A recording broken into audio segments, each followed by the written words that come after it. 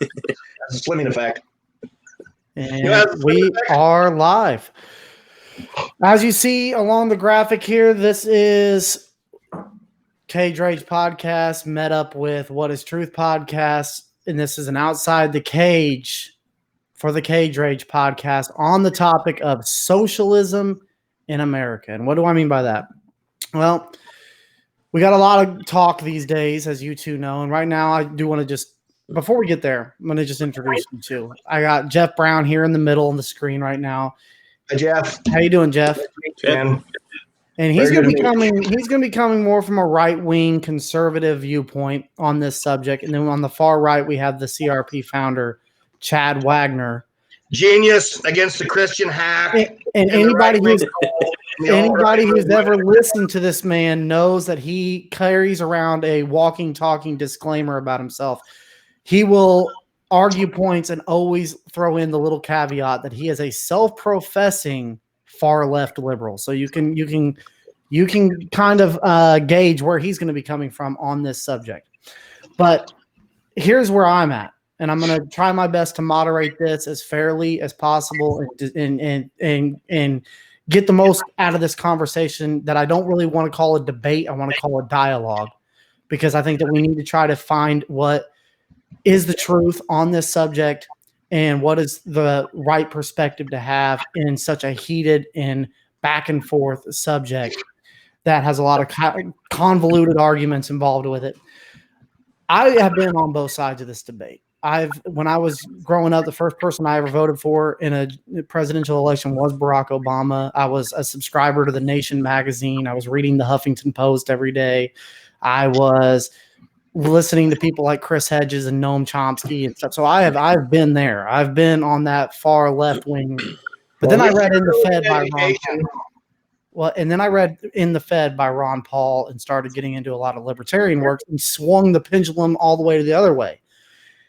Flash forward a little bit. Now I'm 30 years old and I'm kind of finding myself center right, definitely more right wing, Christian conservative, I guess you could say it, but still libertarian in a lot of my political beliefs.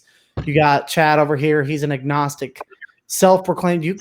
What would you label yourself? Would you populist, socialist, communist, far left, liberal? I mean, how would you label yourself, Chad?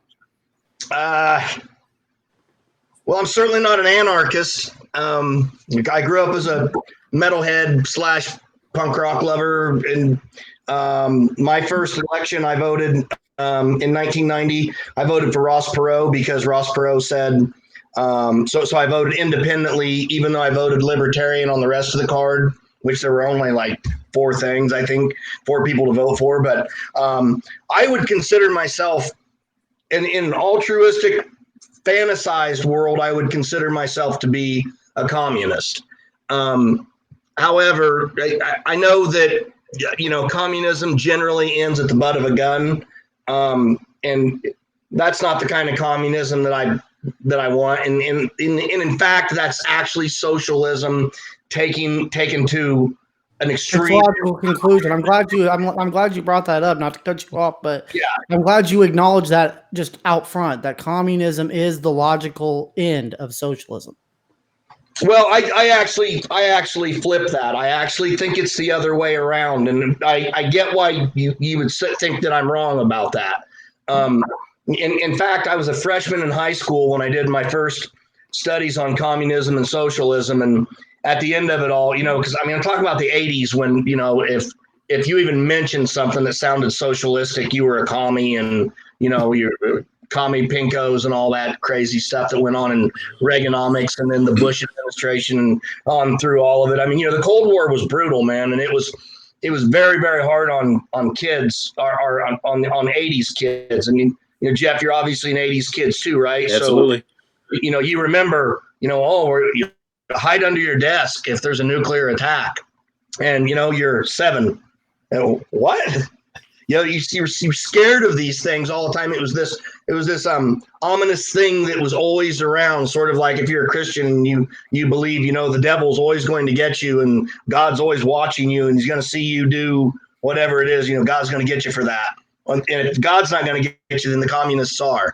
So I was interested in it from a really early age, even though I didn't necessarily understand it. But as a freshman in my freshman college lit or whatever it was, as a freshman in high school, so that would have been '85. I did a contrast and comparison between communism and socialism, and at the end of it, I remember saying during the speech or the presentation that so instead of saying those dirty commies, say those dirty socialists. And so that's how far I've come from point A to point. Well, I don't even what point this would be now. Point W, I guess. I don't know, but there's a reason for that, and the reason is that communism, in its truest, purest form, is just that everybody shares and helps out. And I've come to this weird conclusion. I know this is corny, but I've come to this conclusion in life that everything in life, at least everything I've experienced so far, I see on Survivor when I watch Survivor every season. They're on season 40. I love it. It's the most ingenious TV show ever made. Jeff Probst is my hero, and everybody on Survivor are my heroes, and they're amazing. And I think that basically the entire world, especially the United States of America at this point, is a microcosm of what, or Survivor is a microcosm of what the United States politic is now. The politic body is that. It's get even, get what you can get, vote for not necessarily what you believe in, and don't say necessarily what you believe. Say what everybody else is believing, and then try and get as much as you can get out of that. Now, that in and of itself is not a bad strategy, and it wins Survivor sometimes. Here's the problem. It leaves a lot of people in its wake, right? Just like in Survivor, you face the jury eventually. I cannot, for the life of me, fathom how. Screw it, I don't care. We don't get along anyway. I can't fathom how my middle brother is a union worker with a high school diploma who never took anything even close to a college prep course. He's never read a book. He's never been out of the country. He's barely been out of Indiana. He's barely been out of Carroll County, other than when he drives to Howard County to his job where he makes $70,000+ a year on 40 hours. And he has all of the benefits that he gets from a union. And then he comes home and he works on his farm where he gets his farm subsidies check every year and all the write-offs that come with it. And nobody's asking him to sell his $40,000 pickup truck he just bought. And nobody's asking him to do all of these crazy things. And you know what he did? He voted for Trump. And he's going to vote for him again. And before he voted for Trump, he voted for Bush. So you're making the argument that a social or communal system of ownership of the economy. You guys hear me okay? I hear you good. Go ahead, okay. Jeff. I've lost audio on you, and now I don't see either one of you. Well, that's because I soloed you out. I haven't seen Devin for a little while. But can you hear us though? Devin can hear you, and I can hear you okay. Okay. But can you hear me, Jeff? Yeah, I can't hear it. What Devin's asking or anything. If I have to, we can translate it until we figure it out. I don't know. I can try jumping off and back on and see if that helps. Yeah, try that. I think it did before. Go ahead. Go ahead, Jeff. Sorry about that. No worries. No, it's all good. So you are making an argument that, because I want to get your definition correct, as what you believe that communism is you said the word sharing. Yes. That is and here's Jeff back. Let's see if we can get him. And you can hear us? I can. Okay. So here's true communism for me. True communism is what you see in 1968 when 70 people said, we're going to go out and we're going to buy this piece of land.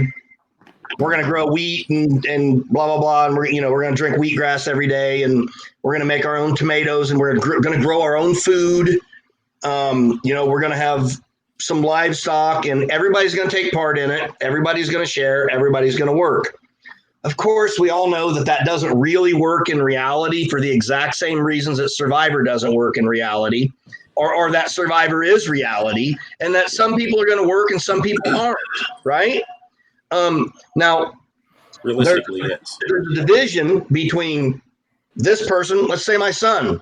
Do you really think my son's going to be as productive as, say, your son is in collecting firewood? He's going to try, but he's probably not going to be as productive, right? Keep in mind, Chad's son. You want to explain your situation with Soda? Yeah, my son has traumatic brain injury from a car accident and followed by a stroke. So he's he has massive brain and functional issues every day. About everything in his life is encompassed by that. So and with that said, because I do got to get us all in here. What Chad's bringing to the table here, and I want to accurately represent you. You believe that you would define socialism, because the classical definition of socialism and communism is either social ownership of the economy, of the means of production of property, or communal ownership of the means of production or the economy or property. And you use the word sharing. So you're looking at a society that shares and spreads benefits around socially and communally, that it's not hoarded privately by one. And you also brought up, which I'm glad that you brought up, Soda, because you're bringing up something that's close to you, that means something to you, that you've got a stake in. You're bringing up the vulnerable in society. I believe that both of our worldviews needs to deal with exactly what you're talking about. I believe that the capitalist, the libertarian, the conservative, the liberal, the progressive, the common, whatever position you are, we do have to deal with communal benefits. We got to deal with private property, and we got to deal with the vulnerable. So, and I think that was a really good start. I'm going to pass it off to Jeff. Great. Give me your viewpoint on how a society is structured in response to what he just brought up about communism and socialism, and this collectivist mentality. That's the word I always use, is collectivism. Okay. Right. I tend to use individualism and collectivism, that there's a collective and an individual that is part of the collective. Just take it from there, Jeff. Elaborate on what you feel that is in your mind that you need to elaborate on. Yeah, I was going to say, I like, in this country, at least the way that it was, I think I've lost you guys again, but I just sold you. Hang on, let me try to jump back on here again. No, you're good, Jeff. He can't hear us. Oh, I see you now. Yeah, I just sold you out. We can hear you. I don't see Chad now though. But go ahead. Okay. So, the United States in its essence was based on individual rights, individual accountability. More of a libertarian view. See, as far as my my personal, take on the world around me, I tend to be a lot more liberal socially than I do as in terms of big government and property rights and individual accountability. Because I think that that's very important. I think that each of us need to be accountable for our own actions. I think that each of us bring different talents and abilities. I think Chad touched on that. Everybody has, a different level of ability. And in a capitalist structure, we, use our abilities. We, hone our abilities at times, whether it's learning a skill or being educated in some other way, in order to make ourselves marketable so that we can work and we can earn a living. But that's kind of the separation between individuals. Some people are more capable than others. Some people have different abilities. I'm not going to get out on a basketball court with LeBron James and fare very well. I mean, I'm going to have to pull a, Nancy Kerrigan on him, take out a knee or something. It's just not, it's not possible. And it doesn't matter how hard I work out and how much I run or whatever. I don't have the physical ability to perform like that. Yes. However, I have other skills, and I've tried to work with those throughout my life. So as far as a collective thing, I mean, I think it's a nice sentiment. I think that we talked before even how the early church, the disciples, they lived in these communal communities like this. Yeah. But what they did was the difference between what usually happens in a communist setting and socialist, at least from what we've observed throughout human nature, is that uh, people don't contribute everything that they can. Mm-hmm. If let's just say the United States today, if everybody continued to do what they do, I go to my job every day, I do my work, you continue to drive a truck, and instead of getting a paycheck, then they just meet all of our needs. That's kind of what that would work out to be. And the thing is, you're going to have some people who aren't able to contribute as much or aren't willing to contribute. And eventually, you and I are going to get tired of going to work every day and doing what we can do when other people aren't doing what they can do. Yeah. Now, as far as I don't think that that's something that the government should ever be involved in. I've told you before, if you have a community, and I think a good example of that might be a traditional Amish community. Mm-hmm. Mhm. I mean, the whole thing, everybody communal works together. oriented. If there's a need, everybody gets together and meets the need. And I think that that's a better structure, but I think that they do it voluntarily, not because the government tries to force them to do it. I think that's where we have a breakdown. So as an individual in this world, I am thankful that I have the ability to work. I'm thankful that I have a job to go to every day. I've been fortunate. I've been employed pretty much all my life. And I feel like I have a personal responsibility to help others that are in need. All right, well, hold that thought because I pointed out some things that I liked that Chad brought up to this, and there's the biggest thing that I heard you say was about getting skills to make myself marketable. I wanted to hold that point because you touched on something that I think gets lost in a lot of these debates. Our labor is a commodity. Absolutely. Our labor is worth something. Our labor is, and I've got some devil's advocate points for both of you. I want to start with Chad.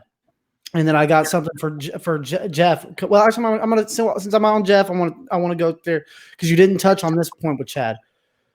You touched about individual responsibility. You touched about the variations of our work ethic, about our skills, about what we're capable of. What about the vulnerable? What about, because that's where I think a lot of the collectivist mindset comes from, and social organization to say we need to spread out the rewards of our labor. We need to spread out the rewards of our work comes a little bit to the forefront when it comes to providing for the vulnerable that cannot provide for themselves or don't have any opportunity to provide for themselves. How would you in your system, Jeff, would you say without the government, without a centralized state organizing and directing the economy in some manner, maybe not to like the complete 100% extent, but in some manner directing society to help those that are at the bottom rung of civilization? How would this work? Well, I mean, obviously, you can't rely on the goodness of people's hearts to do it, because I think there are a lot of people who would not voluntarily contribute to that. So I've never had a problem. I think that's a pretty liberal position right there, that you believe that it is. I told you there are some things that I tend to be. I always said that I was too liberal to be a hardcore conservative and too conservative to be a hardcore liberal. So you do believe that there needs to be some what's the word I'm looking for? Some use of force, some coercion on the part of a state to make sure that people are contributing to a collective fund. Only through the normal taxation level. So, I mean, I feel like that can be overdone. I also feel like in the past, our welfare state, I mean, you and I had seen a lot of people who abuse it. And so the problem is that they don't monitor that. I think one of the problems with the federal government being involved in that level is that it's a big country. They can't possibly keep track of everything. So detached. I'm going to pass it off to Chad here because you kind of answered my question, Chad. I'm not able to see Chad. He's there. Okay. He's there. We can see him. Chad, my retort to you is I've heard you, and I'm gonna speak in a way I don't normally speak. You were a cage fighting promoter, a good one. And we've talked UFC on here several times. We talk about marketability in terms of fighters. And you have told me out of your own mouth, what I cared about the most was somebody that could put asses in seats. That's what you said. So you understand that there's a differentiation of what you can pay somebody, because you're going to pay somebody their worth according to what they're being able to put into there. So what would you say to those that are you so far left that you don't believe that there should be a differentiation in wealth? Or do you believe that there just should be some sort of social baseline like UBI, like some kind of bottom? Nobody should go lower than this, and all society should make sure that these needs or whatever these, and that's another thing I want you to elaborate on. What does it mean what are the basic needs of society? Of the individual, because obviously I think you believe that there should be disparities in wealth, that there should be different rungs of wealth. Would you agree?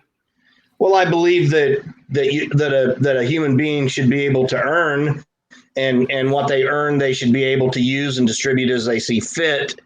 Although I also believe that they have a responsibility, because they're using the resources that the entire society has built up.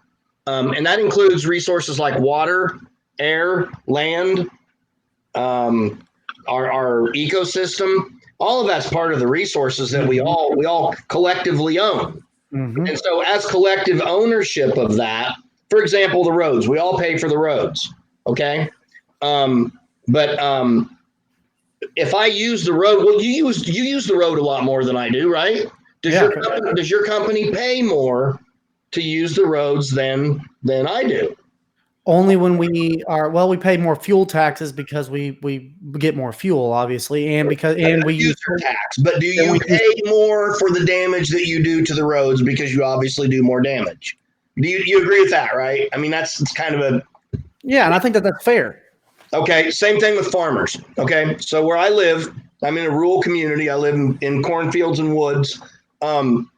Farmers don't pay a wheel tax, but every spring and every fall, you can absolutely count that the roads are going to be decimated, and they're going to be decimated over a month and a half, and that's because farmers are driving these massive semi-trucks full of corn and wheat and soybeans up and down the roads. They're driving these huge tractors and these huge combines and stuff that weigh far more than the roads are built for, and they don't pay anything for it. Shouldn't they have to pay a little extra to do that? And all I'm saying is this, and this brings me back to the idea that Jeff had mentioned, that everybody has a responsibility, and that we know people take advantage of welfare. Well, I know a whole bunch of people who take advantage of welfare, and they're called corporate Americans. And nobody seems to bring that up. I don't think we would disagree with you. That as if it doesn't exist. And so the farm subsidies program that I'm talking about, and the cutoff that they don't have to pay tire tax, yet I do, and I don't do the damage that they do. And keep in mind, by the way, I'm a hemp farmer now, so I do. But I benefit from I can drive a tractor up and down the road, tear it up, and I don't have to pay for it, but my neighbor does.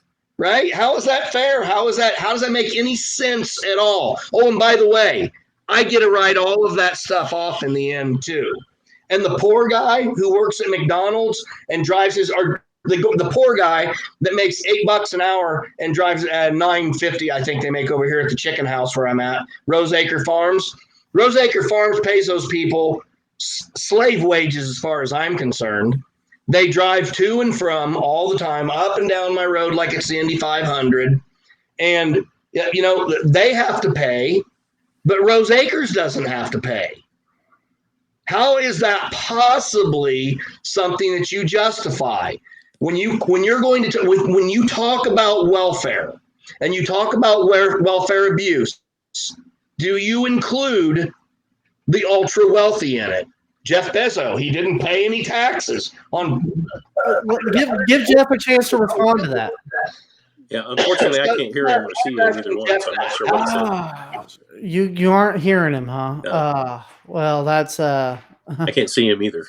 Relay it to him, I can Devin. try jumping off and joining again. He brought up corporate. His main point that I'm going to pass off to you and let you respond to is his question was, when we talk about welfare abuse, because he talked first off when you first started your montage there, Chad, you sounded like what I still believe is the best progressive battle cry video I've ever seen, and it was from Elizabeth Warren about 2009 timeframe when she first became a political megastar. Mm-hmm. She was at some like town in Raleigh, and she's going off about, they call us socialists because we believe in a collective public good. Like these corporate big shots are safe in their firms because of the law enforcement and the structure that we all pay for. They're moving their goods on roads that we all pay for. Yeah. They are. Why don't we get a cut? They are in a secure country because of all the military that we all pay for. They, and all we're saying is that they should have to, keep a lot of your rewards, keep the vast majority of share. But I'm asking is pay your fair share. That's a fair point. Chad's point back to you is you brought up welfare abuse, and I don't think he necessarily disagreed with that. He just wants to know, are we including the corporate big shots, namely somebody like Jeff Bezos, who's not Amazon's making billions of dollars on our land and not paying anything in taxes.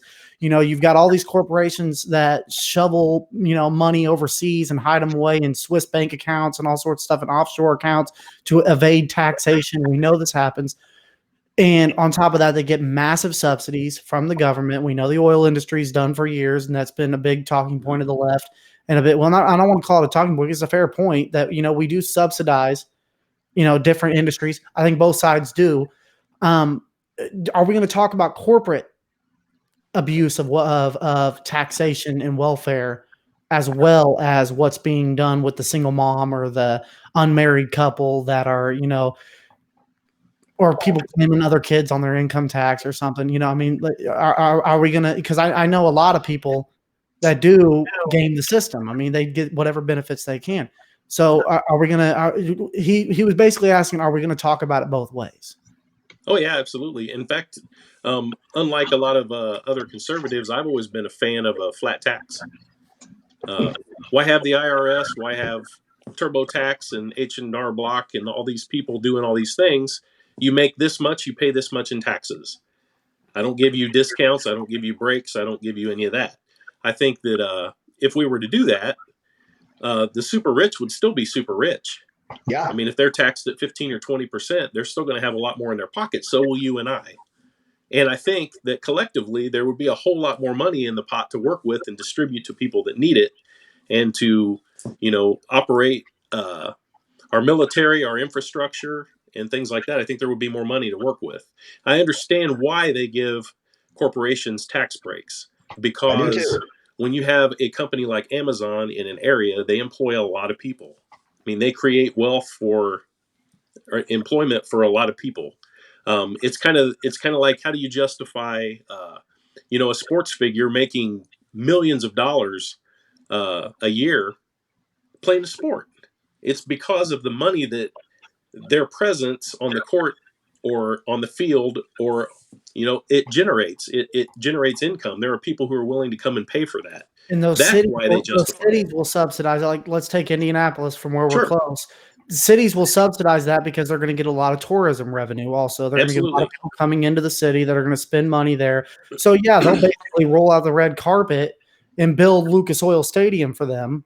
Mm-hmm. And give them all sorts of tax breaks, all sorts of goodies, because it's going to generate a lot of revenue. And that is a fair point. It's still government starting to favor somebody in the economy, which I think a lot of libertarians and liberals would say that they don't like, that we shouldn't be, giving special handouts, because what ends up happening, one of the best documentaries I've ever watched was the one about, I forget what it was called, but it was about Walmart, about how it's just come in and just killed the local store. Mm-hmm. And it's because the high cost of cheap living. something like that. Yeah, they'll just roll out the red carpet for Walmart to come in. And yeah, Walmart. Think about all the different companies that sell their goods at Walmart. I mean, everything down from Kleenex to toilet paper to little knickknacks to food. All these different companies. So it is one big conglomerate that sells a lot of products, but it wipes out all the local infrastructure of small businesses. Go ahead, Chad. Does Walmart have a responsibility to the community that it comes into, or the Indianapolis Colts, or the Indy 500, or Eli Lilly, or Purdue and Indiana University and Purdue University? Do they have a responsibility to the people that work for them to pay them enough so that they can live a decent life on 40 hours a week? Because that's a big issue of why we want to talk about raising the minimum wage. We want to talk about free healthcare, which I know it's not free. I hate that term, but we want to talk about healthcare for all, which, by the way, in the United States is, guess where the United States is according to the World Health Organization in 2020? Guess where we are at? Can you hear him yet, Jeff? No. I want you to log back off and back Okay. on so that you can try to hear him, because I think we're getting to a point where I really want to hear a dialogue between you two. Okay. Just let him off. But go ahead and finish your point, though. We're 37th. We're 37th. We're the greatest country in the world. The United States, the greatest country in the world. Are we? I don't know, man. 37th in healthcare. That's pretty hard. At war in Afghanistan. Can you hear him now? Yeah. At war in Afghanistan for over 20 years. I don't know if that's the greatest country in the world. I don't know if imperialism and wanting to kick everybody's ass so that they'll do what we want them to do makes us the greatest country in the world. And if that makes me, unpatriotic and makes people hate me, I don't give a shit. They don't have to like me. You don't have to like what I'm saying. I'm an American. I have a right to say these things, and I'm grateful for that right. But that does not mean that I don't get to say America sometimes sucks. Okay, what Chad brought up here? Know the difference. So what I'm asking is this right now. Where welfare is concerned, shouldn't Walmart pay people, since they get so many subsidies and so many breaks, and they use so many of our resources? They destroy the environment all around them: water, air, land. All the businesses around them suffer until there's none left except them. That's called a monopoly. We're not supposed to even do that. Shouldn't they have to pay fair wages to their employees so their employees don't have to live on welfare? Is that too much to ask? And I got, before I pass this off to Jeff, I've got a few comments on that, because now we're going to get really into the meat of the potatoes. While you were cutting off, he talked about how our ranking according to the World Health Organization in terms of healthcare, which I know you'll want to comment on, Jeff, from working in that industry. But you also talked about the individual responsibility of a corporation to the collective, and I think that's a necessary conversation to have. I think that we need to go back to a little bit of foundations before I can answer that point, because I don't believe that the government should be giving these kind of handouts. But I do believe that if there is a wealthy capitalist who is freely making a free transaction with another party to buy some land to build a factory out of his own pocket, to construct the place, employ people, at that point we're getting into this conversation about wages. And I think that that's important too, because there's going to be, we've already talked about taxation. We've already talked about, I'm sure going to get into a little bit about regulation. And now we're talking about wages. Those are the costs of how to move this production. Yeah. They're going to have to pay wages. They're going to have to put the investment down to even have the place to start out, and the equipment and they're going to have to put heaters into the place, and they're going to have to be able to cool it in the summer. They're going to have to, put the flooring down, and they're going to have to construct a building, pave a parking lot. Yeah. There's a lot of initial investment that goes into, especially if this is without government assistance, it's straight out of pocket. So they're already in the hole. There's no such thing. I'm just saying, if in that theory, if the government got out of the way at this point, let's say this corporation goes in. Well, now the foundation is, okay, now they've got cost when they start the production. They got wages, they got to pay their taxes, and they got to comply with the regulations. Now, what regulations if there's no government to regulate?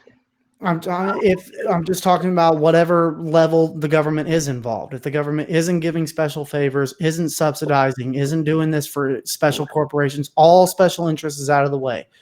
But they do have to follow sewage laws.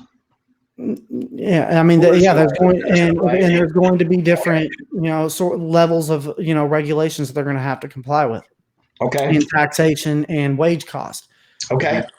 From there, how should society be set up, and what is the pros and cons of government coming in and arbitrarily just dictating where they should place these costs? And I'll pass this to Jeff. Yeah. I mean, that's a tough question, because if the government completely controls the means of production, distribution, they determine what wages people pay, they determine what's made and how much it costs, then I think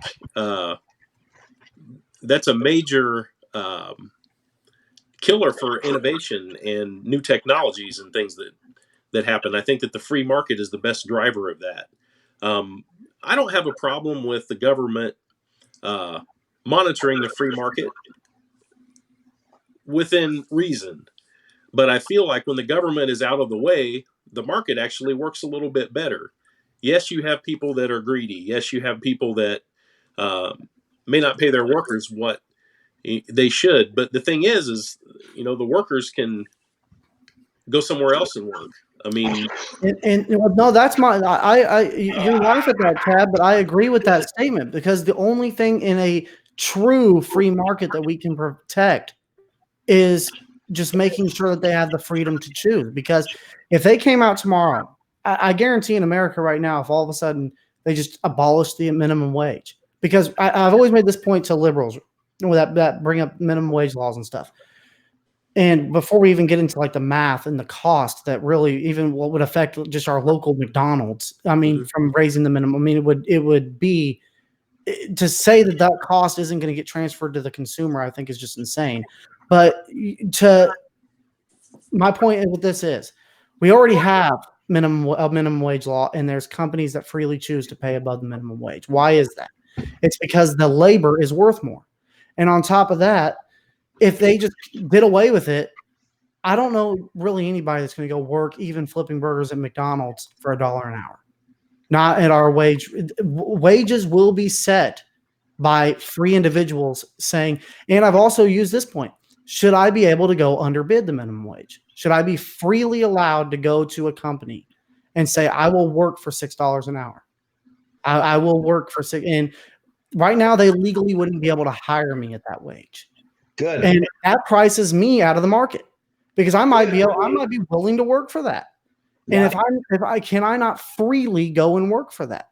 So there's a lot of things with the minimum wage that we gotta deal here, because when you're talking about raising taxes outrageously to fund everything from free public education to, I mean, they're pretty much nonpartisan, left wing, right wing, every sort of metric being used. They're looking at 32 to anywhere from 25 to 40 trillion over a 10-year period to pay for Medicare for all. Let's say that went through. We're talking our entire budget being consumed in healthcare costs. Great. And then on top of that, you're looking at raising taxes. So to cover that, so there's gonna be a massive raise in taxes. So that's dropping the bottom line down. And then you want to arbitrarily set wages a lot higher. That's going to drop the bottom line down. Are these companies just going to say, oh, well, our loss, or are they going to pass that off on the product? I've heard, and this is what's happened throughout history, when governments, socialist governments come in and try to do this, they start to dictate what level of profit they can make. Well, you can only make 20% of the profit. You can only, and at that point, you're going to see a lot more, especially in a globalist economy, I would argue, you're going to see a lot more investors want to move to different places where they can evade that. And so how would you get around this, Chad? Well, first of all, you tell those investors, go ahead, but there's nobody in the United States that's going to buy your material. So you can make whatever you want, but it's going to be a closed border to you, and you don't get it. It's called regulation. And we can regulate our way into an economy that is good for all, or at least better for all. There are a lot of points to make there, but I'll just say this. Real quick, Chad, and I'll give you the time. Do you not think then now we're starting to step on the freedom of free consumers that we're telling them you can't buy certain products that are moved globally. We already do that. You can't buy I understand we're already doing that. Trump's doing that with tariffs and all sorts of stuff, and he's arbitrarily setting wages on what's on. He's putting basically a tax on what's coming in from China and all that. We know that stuff's going on, has gone on forever, but we're even stepping on the freedom of the private consumer to say, oh well, not only now do you have to work at this wage, you have to pay them this wage. You got to comply with this. You got to pay this tax. You can only make this amount of the profit of what you're making. You can only keep this. You can only reinvest this amount. And now, if you don't want to comply with that and you want to go elsewhere, now we're going to tell the other private citizens that they can't buy your product. Okay. So they're managing everything at this point. Okay, so here's where I think you and I probably are kind of missing. Our points are intersecting at different angles. These are concessions that need to be made. Okay, so you don't go to a business negotiation and say, and you want $20,000 to start, I don't know, buy a new whatever. You don't go to the boss and say, hey, I want $20,000. You go and you say, I want $40,000, and you hope you get 30. And if you get 25, cool, that's good enough too, right? So what I'm saying is this: what if we just had free healthcare? And I know it's not free, but what if there was nationalized healthcare? Very good. And I'm talking Cadillac, golden parachute healthcare for all American citizens. And that includes anybody that comes across the border. They go here, they pass the test, they do this stuff.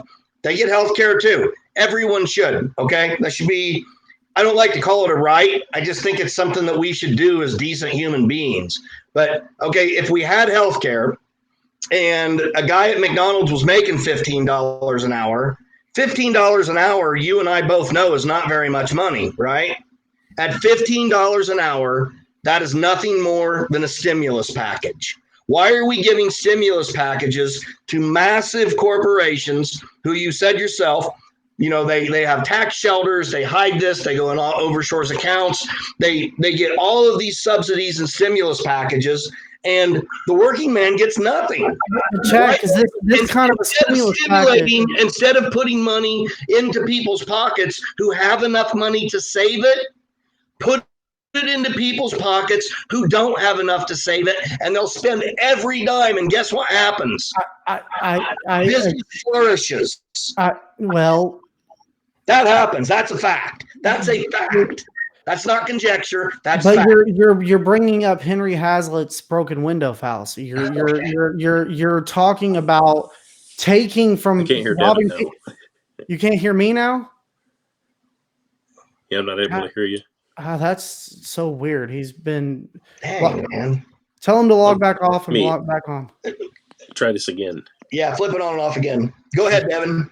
What I was saying is, it's basically robbing Peter to pay Paul. You're taking from one and then looking at the benefit. Would you? On top of that, wouldn't you rather you and your neighbor have the money rather than some guy you've never met that lives in Puerto Rico? You know me. I've always said that we should subsidize the individual. But my point with this is what you just talked about, using minimum wage as a stimulus package. We're talking about a stimulus package that dwarfs anything that we've seen in the past. And on top of that, it's not the amount of dollars in our pocket that matters when it comes to wealth. If it was that, it's the purchasing power. What you can do with it, yeah. Yeah, if the purchasing power is dramatically dropped off by the massive inflation on costs, then it's all for nothing. And we've seen that for the past 50 years. A lot of that's not necessarily due to the minimum wage; it's due to the Federal Reserve, inflating the money supply.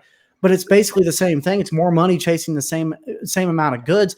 And I would argue that the productive infrastructure, the production, would go dramatically down because of the cost of production being so much higher. So we would probably have a lot less goods being produced while more money's chasing after it, that spells massive inflation. But okay, you're going to take an initial hit. You're going to take an initial hit no matter what you do, right? We all know that. Economics 101. You got to take an initial hit to get anything started. You got to work harder. You got to spend 100 hours a week instead of 70 hours a week to run your business. And I've done that. I know what that is.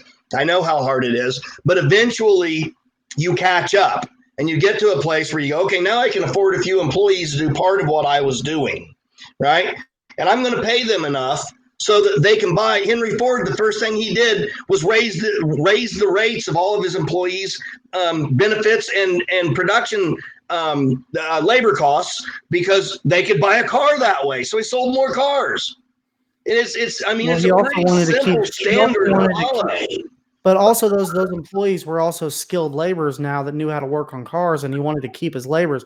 Go ahead, Jeff, because you haven't spoken in a minute. Yeah, sorry. Yeah, I was gonna say I can still hear you, Devin, but I can't see you. I was, thinking about if you regulate businesses and they decide to go somewhere else in the world where they can make things cheaper, then when they move those corporations, they're going to take jobs with them. So, currently our entire economy depends on the private sector and individual businesses creating jobs.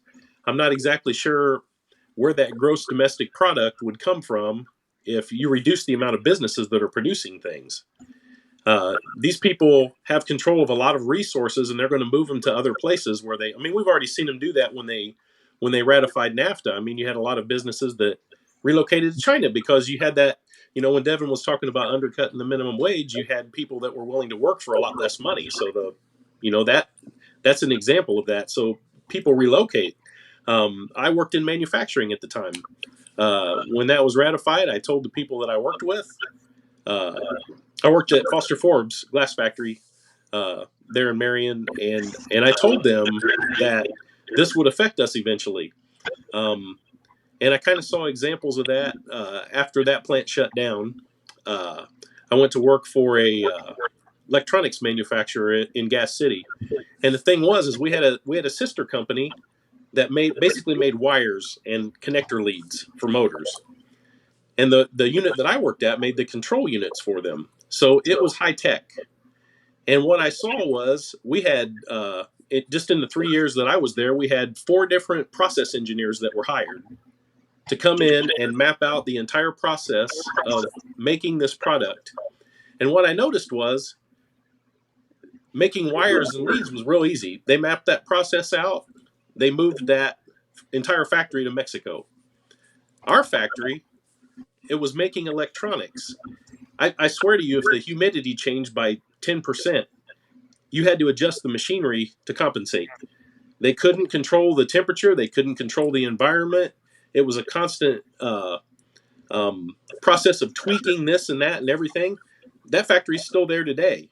And I knew that it would be because those process engineers could not map a process that was consistent so that they could go someplace where people didn't have, knowledge and skills and troubleshooting abilities that they could apply to that process. So it never went anywhere. So, Jeff, are you suggesting that Mexicans aren't able to acquire the skills to figure out how to make a wire connector? No, I think he had said it's the original. Are you? That's what it sounds like. No, I think what he's talking about is the original hit it would take the time it would take to train them into the amount of resources that they would have to move. There's a lot of initial costs, as you were just talking about, that they would be unwilling to do. Just they wouldn't really be saving anything. No, it's not. Okay. Like they couldn't be trained to do it, but why move when there might be it might be a bad cost benefit analysis. They look at that and they say, well, that wouldn't really be profitable to just swap out right here when we already have the skilled labor. Yeah, there are brilliant people, great minds, virtually anywhere in the world, including Mexico. So why aren't they doing it in Mexico? Why don't they open the company in Mexico from Jump Street and just get it going there? They have unskilled labor that's willing to work for less money, and they have a process that doesn't require any skill to yeah, but surely they can teach them the skill. I've been all over the world. I know people who work in every skilled manufacturing position that we have here. They do the exact same thing. They do it for less money, but they do the exact same thing. And the only difference I see is that they don't have collective bargaining. Well, I would agree with that, but I think the argument would be that, okay, I was just should talking be, about the relocation of businesses. Did I go too far off to? I was going to say, I'm trying to like tie in everything you just took us to like, but go elaborate on your point about what you're getting at with that. Okay, so here's the thing. I can do cage rage. You know, I can go. I can promote a fight I have in Russia or. Whoa, Miguel! You just you logged on to his account and knocked Chad off as he was talking. I'm getting a lot of strobe effect here. Miguel, you just knocked Chad off. I can see both of them back and forth. I see Chad just fine. Chad's not on here now. You just knocked him off. I see Chad's there saying he sees me fine. He doesn't see himself. And I don't see me. Log off, Miguel. We're almost done with this anyway. Me and you are going to do something after this, but just log on. We've been on for an hour. So what do you want me to do? Log out and just leave you guys? Yeah, just log out and I'll send you a link here in a minute. Okay, cool. I'm gone. Yep. Have fun, guys. Later, Miguel. I'll be with you in just a minute. And I was going to come in and tell everybody to vote for, I forget his name, but he was the KKK governor of Louisiana. So enjoy that. David Duke. Yeah. Okay. Have fun. Bye. Later. Peace out. Well, go ahead, Jeff. that was a confusing segment here, and there's Chad. Yeah, I got Chad back. Sorry about that, guys. No worries. You know, hey man, it's the age of technology, and you turned into Miguel like just yeah, it was weird. I said Costa Rica. I was like, you're not promoted fights, you're promoted, and then boom, there's Miguel. I was getting a strobe effect of you and Miguel back and forth. You know, we're gonna leave with this comment. What I'm saying is this though. Real quick, Chad. We're gonna leave with this comment. Chad, real quick. Because I'm gonna give you both the last word here because I know Jeff likes to get his beauty sleep, and this is definitely going to be a part 2 because this really need it, right? This was really good. I really liked it, and I think we just and I don't want to go too long. We've went an hour, and we've covered a lot of ground, and I'm interested in doing this again with you too. Sure, Chad, go ahead and give your just on what we talked about today. We talked about individual responsibility and collective responsibility. We talked about wages. We talked about the stuff that we all publicly fund. Here's my viewpoint in a nutshell. Go ahead, and then we'll give it to Jeff. The reason Bernie Sanders should be elected is all of the reasons that I just said. Bernie Sanders is the guy who says, screw corporate America. They've been screwing us long enough. It's time to screw them back a little bit. We don't even have to screw them. All we have to do is tell them you're not going to screw us anymore. Instead of voting to get screwed, vote for your own best interests. Play this like you're playing the game of Survivor and Jeff Probst is the president. Okay? You want to work for your own best interests.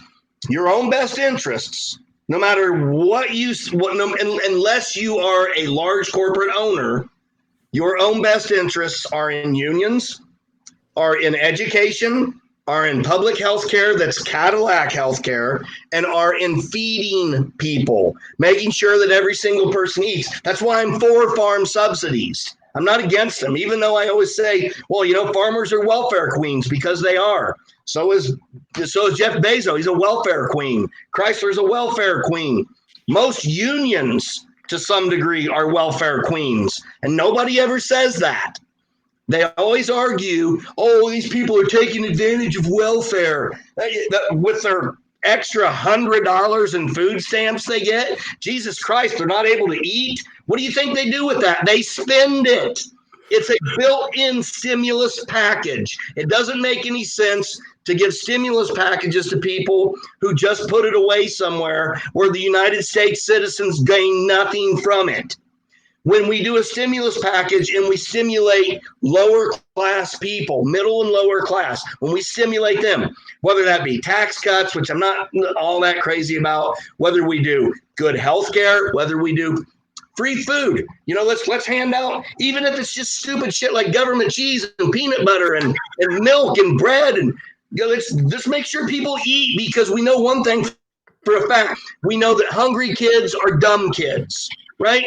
So that's my overriding composition of all of this, is that if you really want to take care of the United States citizen, you have to take care of the citizen themselves, not the corporations who supply the slave labor wages for the citizen and barely keep them afloat. We're a rat in a cage, barely swimming to survive. And the moment we get sick, we're dead. We drown.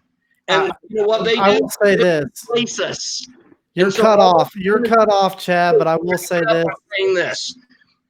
I know Bernie Sanders isn't going to get the vote. That's obvious. That's been obvious since before any of this nonsense started last year. But if Bernie Sanders got the vote and Bernie Sanders was able to enact the things that he says he wants to enact, he couldn't. He's going to wind up being another Jimmy Carter if he did happen to get elected, which Jimmy Carter is my favorite president ever. But that's beside the point. My major point is this. We need to stop cutting regulations on corporations. We need to start making corporations pay their fair share. And we need to make sure that citizens come first, not businesses and not corporations. And by doing that, we will stimulate those businesses and they will make more money. Healthy people, by the way, are much, much cheaper than sick people. People who have good health care are much, much cheaper than sick people. So that massive trillion, billion, zillion dollar, whatever the number is, it's some astronomical number that none of us can make sense of anyway. So it doesn't matter. But that would pay off in 10 years. And then after that, all of a sudden we'd have a citizenship that was healthy. Wow, what a concept. We have healthy people. One thing I know. You have people.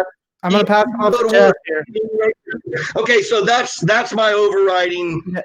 We're going to definitely do it. We're going to definitely do a part 2 on this. I'm going to pass it off to Jeff. One comment I do want to make, Jeff. Thank you. One thing I do want to make, Jeff, is I hope we're bringing good points, because we will I never don't disagree that as a society we have a responsibility to take care of people who aren't able to care for themselves. But I would also come at it from an individual approach that I should be doing everything that I can to take care of myself.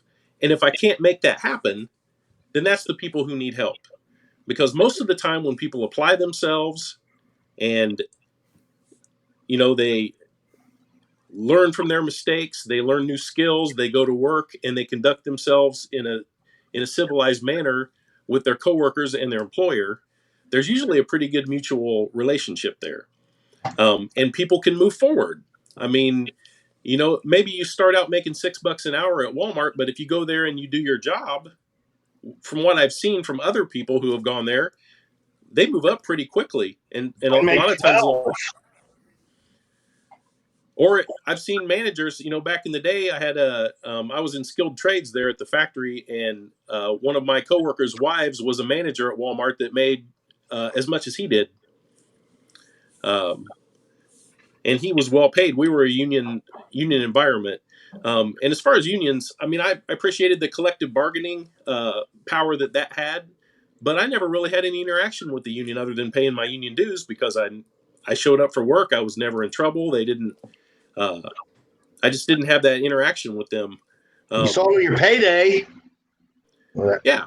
I mean, I appreciated the collective bargaining, but the thing is the UAW has tried for a long time to get into Toyota plant or Toyota in general, and the employees reject that. They're like, hey, you know what? Our employer takes care of us. Why? Because of that mutual relationship that they have. SIA pays what they pay, which is under what Chrysler pays, by the way. And anybody who gets on at SIA in Lafayette, which is a cleaner factory and it's actually a safer environment, blah, blah, blah, they run as fast as they can when they get on at Chrysler, even if they have to take an initial pay cut. I've seen it at least 20 times, at least that. Now, why is that? That's because they have a collectivized union that works in their favor, and eventually they make a lot more money over their lifetime. They have more rights. They have more protections against abuse. So I don't buy that at all. And I'm not against collective bargaining. The owner and the employee are just, they're a combined unit, and there's always going to be, that's bullshit. I don't believe that at all. And as an employer, I personally know that some of the shit that I've had to do to take advantage of people that I'm not proud of, and I've done it, and so has every other employee I know, because you got to get the job done, right? But if I had a union that said, no, you can't do that, I would have had to stop and said, okay, how do we get this done and work together? And the union and the management work together. And so you're saying that you loved having a union when you had it and you made more money, even though you didn't have to interact with them. And I think that's a double standard. I don't buy it. And I'm going to call you. We're going down a little bit. I appreciated the collective bargaining, but Can you hear me? union that I worked for, primarily their responsibility was ensuring that people who didn't deserve to have a job had one. Can you hear me, Chad?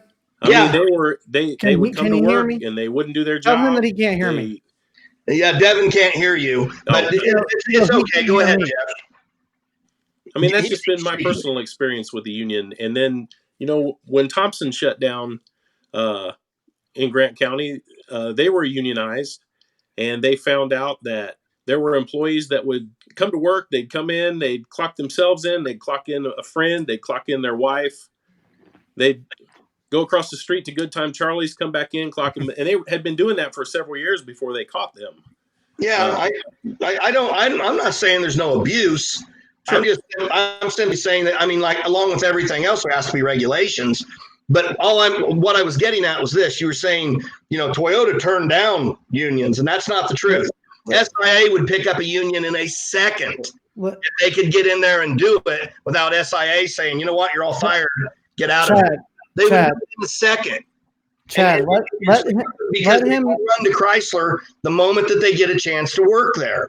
And the reason that SIA has the standards, the payment, and the equanimity that they have right now with their employers is because of Chrysler. It's because of the competition across the road, across town, if you will, where Chrysler says, we're not going to go for that.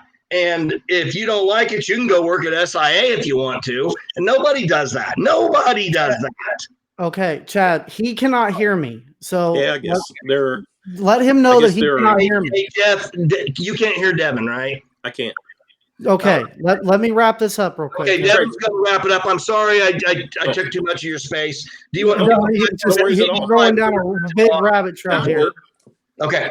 Listen, this is my final caveat of everything I heard tonight. We talked about everything from wages to regulation to collective responsibility to I actually enjoy dialogue that's from different perspectives. Me too. This is the thing here. The reason I like these dialogues is because we've got to analyze both sides, because there's going to be pros and cons on both scenarios. And Chad, and I want to pick this up where we left off next week when we do this again, do part 2. As a cage fighting promoter, if you were mandated to pay each fighter a certain salary, and let's say it was something way higher than what you're used to, and that would obviously raise the price of those that you felt were worth more than just the average bare minimum. So their wage would go up as well. At that point, that your bottom line would be ate into so much that you would have to raise your cost. And that does hurt consumers because now your show costs more money. I can actually answer that for you in a way that it may raise ticket prices, say $5. Which people are willing to pay $5 more because it's also going to raise the competitiveness of the fights. And the reason it's going to do that is because it's going to eliminate some of the extracurricular nonsense around me that took me from being a really, really great show to being a shitty show over about a 3-year period when the MMA boom happened. And suddenly you couldn't make a living on it. And these guys were doing 3 shows where they took 200 of my clients and put them somewhere else, and then they shut down, and then another one started up, and then it shut down, and another one started up, and it shut down. So I had to cut everything back for 3 years waiting for the big axe to come in, which, by the way, I was part of writing the legislation for Indiana MMA, and I'm the reason that Indiana MMA is still legal. You're welcome, all of you assholes who hate me. Well, no, I agree that it was necessary, but at the same time, it ran a lot of people out of business. Well, here's the thing. It did run a lot of people out of business that didn't belong in the business in the first place, because as Jeff has suggested, skilled labor is a big deal, right? And so getting skilled labor was part of it. I would have no problem. In fact, I wanted to. I always said, make me pay you more. I want you to make me pay you more money. That's what I want from you. I want to pay you $5,000 to fight. And believe me, a lot of my fighters made $5,000 to fight. And people might not understand that, but that's the reality of what my show did. I know nobody does that now, and they think they make $500 and $500 and they're making money. That's a bunch of nonsense. $500 and $500 is what a scab fighter makes to step in and fight somebody last second. But that's another story. All I'm saying is this. If the state came in after I wrote legislation with John Manley and he did the amendment and we got it passed, and they passed it for us because they were too stupid to even read the bill. That's how dysfunctional the state of Indiana's government process is. The legislative branches, they're a bunch of idiots. But nonetheless, Senator Cruz was great, and he allowed me to write the bill the way I wanted it. We saved MMA in Indiana, amateur and pro, both. Otherwise, it would just be the UFC, which I had to explain all of that. But once that was said and done, my plan was, until my son got hurt, my plan was we were going to start doing streaming, which is brand new in 2009. We were going to start to do all these different things because all of this stuff would go away, right? And when it went away, it would allow me to pay people the money that I really wanted to pay them. But I would only pay people like Devin Miller or what's your buddy's name? I can't think of his name right now. It's in the Devin's buddy's name. James Porter. James Porter. I would gladly pay James Porter 25 and 25 to fight because it's worth it, because he drew the people. Hell, Blake Patterson drew people in. That's why he made so much money with me. That's what I always told people. If you want to make money with me, make me pay you. Well, I think that's kind of our argument, Chad, is that there's going to be some people that are going to be more high-priced commodities because they're worth more. But we'll pick that up. We'll pick that up. I don't want to go down the road. That I didn't need somebody on the other side of the cage. I know, but I agree. I think we're closer to each other than what we might realize. But let's just end it there because it's been a really good podcast, and this is in a good time frame, an hour and 15 minutes. Okay. Jeff, do you have anything to say to wrap up? Because I know I've hogged up all the time. I'm sorry. I'm a loudmouth. And not really. I'm not able to hear Devin, so I'm not sure what he was talking about. But do you want to wrap anything up, Jeff? Or no, not necessarily. I think we touched on most of the stuff that, or at least had some dialogue about some of the high level topics. I would like to mention that when I started in nursing 13 years ago, I was on night shift and fell in love with MMA. Then it was the WEC, so I like to follow it now. So that's something we all have in common. Yeah, definitely. Jamie Varner from the WEC is the one who introduced me to stem cells in Colombia, for whatever that's worth. Oh, yeah? Yeah, so. Well, tell him thanks for joining the Cage Rage podcast for the first time. He's been on with me, but this is the first time on the CRP, so. Yeah, thank you very much, Jeff. It's been a real pleasure. Yeah, I know I'm a loudmouth and I hog a lot of time, so I apologize for that. I have low impulse control. Chad, I hope we brought some good points because we'll never be as charismatic as you are. So that's you get the charismatic points. So. You can call it charismatic or just a loudmouth, whichever you want. I don't care. Charismatic sounds a little smoother, I think. This has been Cage Rage Podcast Outside the Cage. We'll be back agree with that. again soon. Thank you so much. Namaste.